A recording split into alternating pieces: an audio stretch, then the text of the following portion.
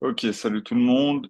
Alors du coup, aujourd'hui, je vais expliquer le trade que j'ai pris ce matin, qui du coup était une vente sur l'or, alors que j'avais dit que j'allais pas vendre l'or. Au final, j'ai vendu l'or en scalping.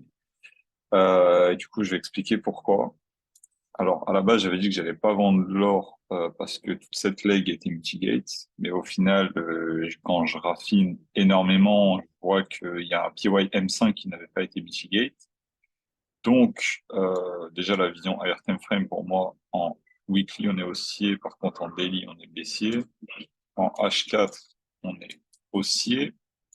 Et en fait, on avait réagi sur une toute petite zone qui était dans cette mèche ici. Et on peut voir que on a créé une distribution ici.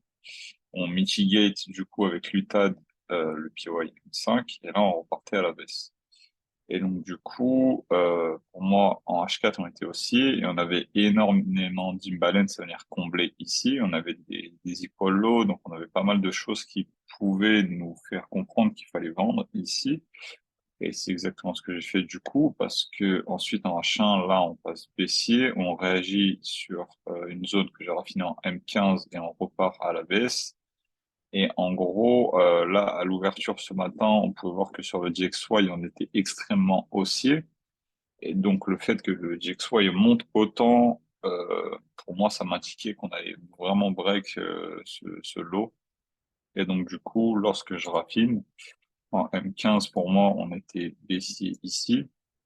On avait fait ce mouvement en trois temps, un, deux, trois. Et le troisième temps, on peut voir qu'il crée des épaule low.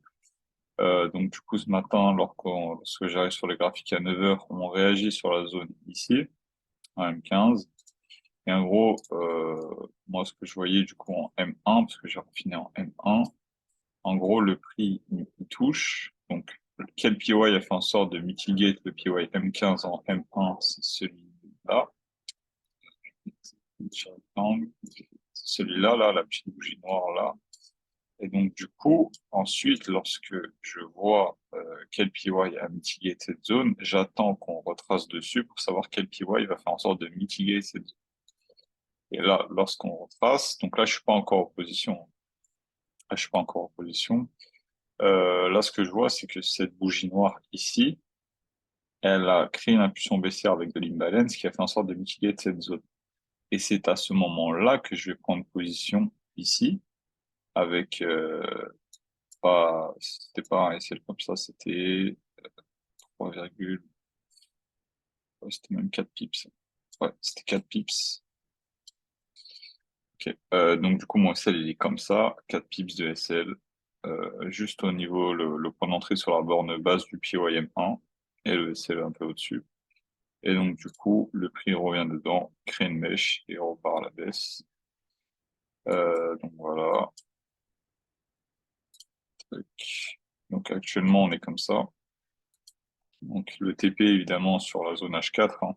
Après avoir comblé tout l'imbalance, moi je considère qu'on repartira à la hausse à partir d'ici. Donc j'attends qu'on vienne ici. Et là, je chercherai à réacheter du coup l'or.